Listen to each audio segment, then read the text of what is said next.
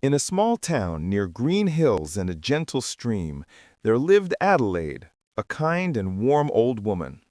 Her home was a small cottage at the edge of the town, surrounded by a garden, a few fruit trees, and a wooden fence that made a soft sound in the wind.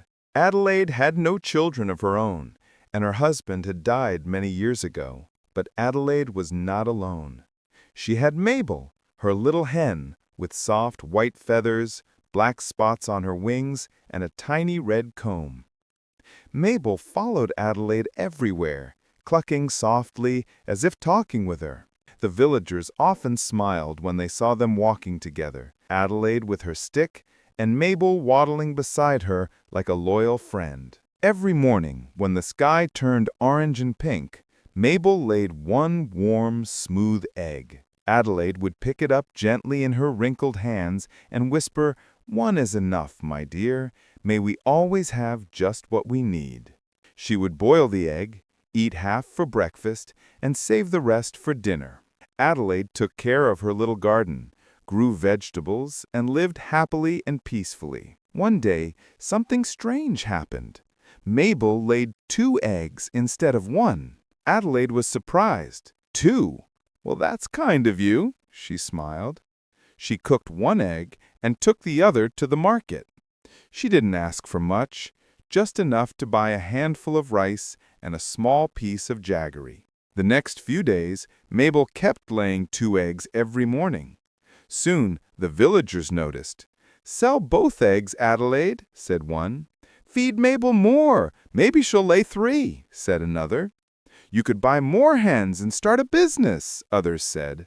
But Adelaide only smiled and replied, "1 for me and 1 to share. That's enough." She gave the extra eggs to poor families, to children walking home from school, or quietly left them on someone's doorstep. People began calling her Egg Adelaide lovingly. Then came the monsoon.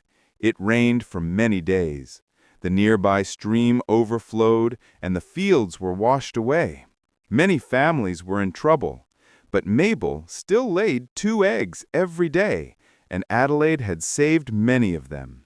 She boiled some, pickled some, and gave them to those who were hungry, never asking for anything in return. One rainy afternoon, a few villagers came to her and asked, "Adelaide, why didn't you sell more eggs when you had the chance? You could have earned so much money." Adelaide smiled softly and said, "Happiness doesn't come from having more.